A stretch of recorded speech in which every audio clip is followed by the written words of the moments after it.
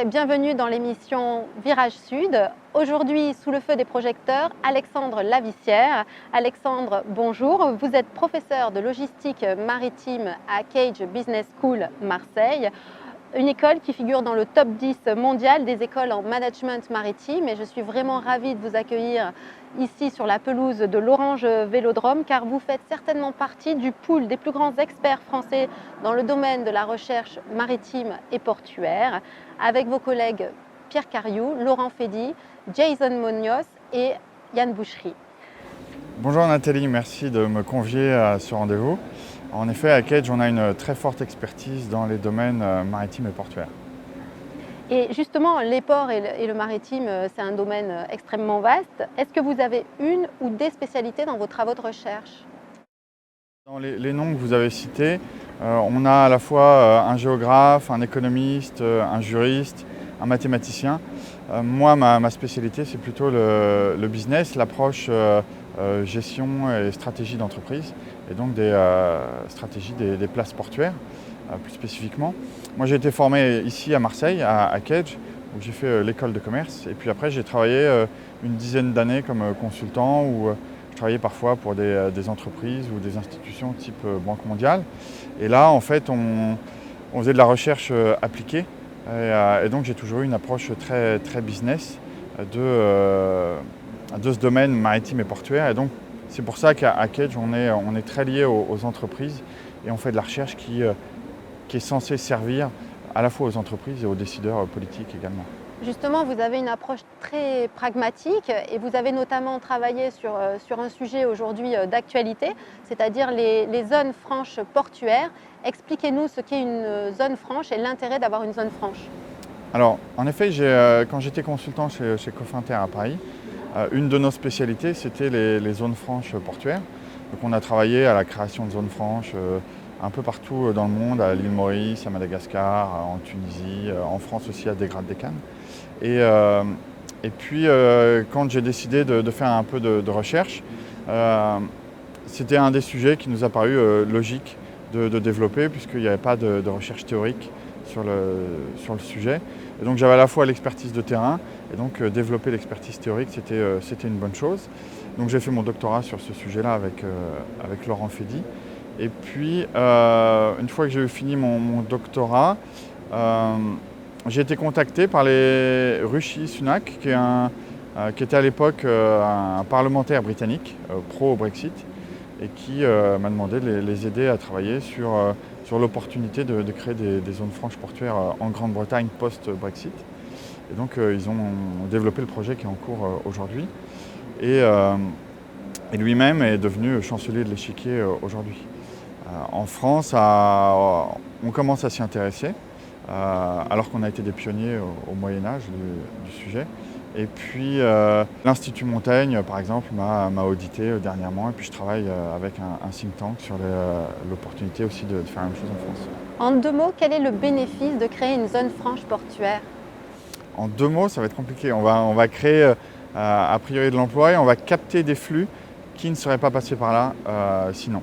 Et c'est la grande logique, c'est ce que veulent faire les Britanniques, c'est attirer des flux du Commonwealth, les transformer chez eux, donc créer de l'emploi, de la richesse, etc., pour ensuite les réexporter en Europe. Mais donc sans payer de taxes, c'est ça? Puisqu'il y a une transformation. C'est pas forcément sans payer de taxes. Le cœur, c'est de dire on va pas avoir de droits de douane. Donc on va importer, transformer sur place et réexporter sans avoir payé de droits de douane, comme si le produit n'était pas passé par la zone. Et donc on crée de la richesse autour et de l'activité économique qu'on va attirer. Très bien. Quelles sont les passerelles entre l'univers de la recherche et celui du transport maritime? Comment éclairez-vous les décideurs publics et les professionnels du monde portuaire? Alors on a plusieurs approches.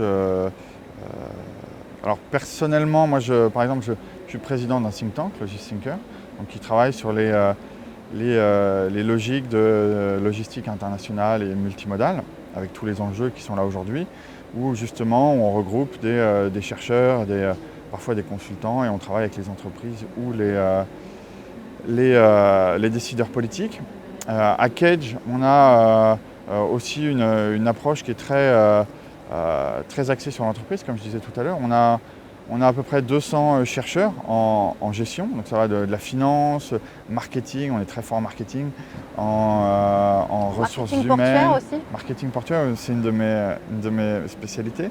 Et en fait, ces chercheurs travaillent avec l'entreprise. On a des chaires avec des grandes entreprises, on a des projets avec nos étudiants. Parfois, on va faire des mémoires où on va travailler avec une entreprise sur une de ces problématiques. On a un étudiant qui va faire un mémoire, ou un ou deux, ou parfois 3 étudiants qui vont travailler sur ce mémoire et répondre à la problématique de l'entreprise.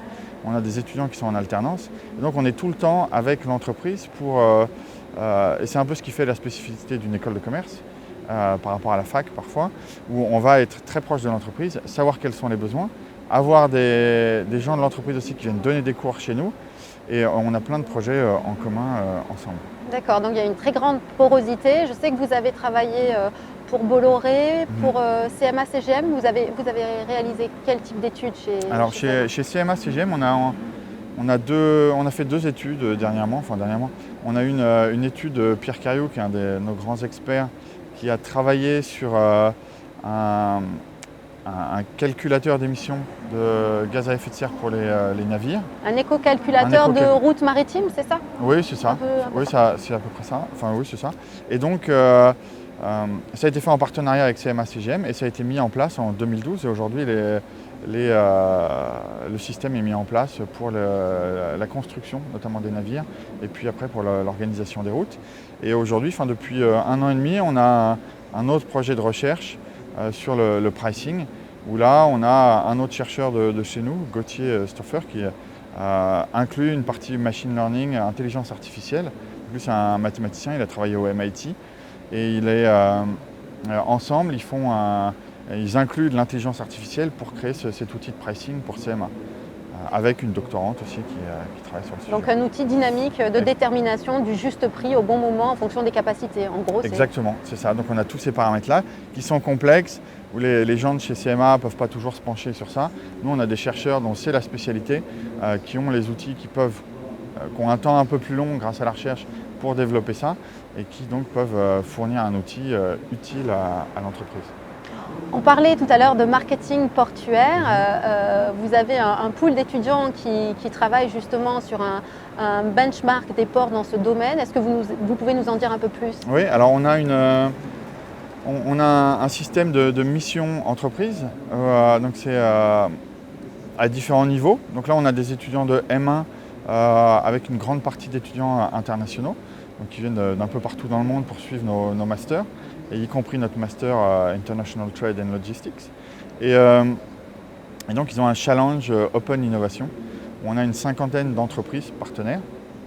Donc ça se renouvelle tous les ans, souvent des entreprises locales marseillaises, et qui vont avoir une problématique et qui vont la soumettre à 1, 2, 3 groupes d'étudiants. Donc nous, on a travaillé avec la direction, la DGITM, la direction des transports, du ministère des Transports, et puis le CIREMA, qui est un peu le bureau d'études du ministère, pour faire un benchmark des pratiques marketing des ports français, avec les ports. Alors on a un groupe qui a travaillé, un groupe d'étudiants ports français et ports méditerranéens, les grands ports méditerranéens, un autre avec les ports de la rangée nord, donc Rotterdam, Anvers, etc. Et puis un autre groupe avec d'autres ports européens, plus de second rang. Et donc ils ont fait toute une étude sur le benchmark. Donc ils ont déterminé les différents éléments marketing du benchmark des ports. Ils ont analysé les ports, les pratiques des ports. Donc on a eu un contact privilégié avec les directions commerciales des ports. Et puis, comme ça a plutôt bien fonctionné, le think tank que je préside a pris une des étudiantes en stage cet été. Donc elle a approfondi le sujet et on va présenter les résultats des travaux aux directions commerciales de tous les ports français. Et puis on aura une présentation un peu plus institutionnelle lors des assises du port du futur. Très bien. Le 22 septembre. Le 22-23 septembre voilà. À Paris. Le monde de la recherche anticipe à travers les études, les évolutions à venir. Quels sont vos projets, toujours en lien avec le transport maritime? Alors on a plusieurs projets à l'école. On a un projet de chaire sur l'Arctique, les routes arctiques. Bizarrement, les chercheurs français sont très à la pointe, et notamment à Cage, sont très à la pointe sur les routes arctiques, alors qu'on ne fait pas partie des pays qui bordent l'Arctique. Mais en même temps, enfin, à Montoire, à Nantes, on a les navires qui viennent approvisionner le LNG. Donc on a un terminal là-bas, donc la France a quand même des intérêts. On a une chaire avec Sephora, on a une chaire avec La Poste où on travaille au début sur le routing et l'organisation des tournées de distribution. Et aujourd'hui on a un projet qui a découlé de cette chaire sur les livraisons avec des vélos cargo, où on a démontré par des modèles mathématiques qu'en fait ça allait être plus efficace, moins cher et forcément plus écologique de livrer dans Paris avec des vélos cargo qu'avec d'autres types de moyens de transport. Donc on dit souvent que la recherche c'est le temps long et que les chercheurs sont dans leur tour d'ivoire, mais là vous nous prouvez que vous pouvez intervenir sur des sujets d'actualité qui nous concernent. Oui, exactement, et très concrets, et sur des projets avec des entreprises où on va mettre le temps long qu'on a passé parfois à préparer et à faire de la recherche au service de problématiques plus courtes. Alors forcément on ne va pas répondre à un problème en 1 ou 2 mois, mais sur 6 mois, on peut faire une étude, sur 1 an, on peut faire quelque chose. Avec 3 ans, on peut mettre un doctorant qui va creuser à fond un sujet et qui va travailler et apporter des réponses concrètes ou des pistes. Donc vous êtes vraiment un réservoir de science à utiliser, quoi. Oui. Et puis on a aussi des projets sur les femmes. Oui. Moi, je travaille sur les femmes dans le maritime. Un des sujets, c'est de dire le maritime et le portuaire, c'est une des industries où on n'a pas encore vraiment de parité. Et donc à Cage, c'est un sujet qui nous intéresse, et 2, qu'on essaie de développer. Et l'idée, c'est de dire, nous à Cage, on aimerait bien former les cadres féminins de demain dans le domaine maritime. Et on voit que c'est un secteur où finalement on a une réserve de talent, avec des femmes qui quittent le secteur, alors qu'en fait elles pourraient rester. Donc on perd ces talents. Et donc on a un projet de chaire sur le sujet. Et on a l'OMI, l'Organisation Maritime Internationale, qui est prêt à nous suivre. On a Vista, l'organisation des femmes, l'association des femmes dans le maritime, qui est prête à nous suivre.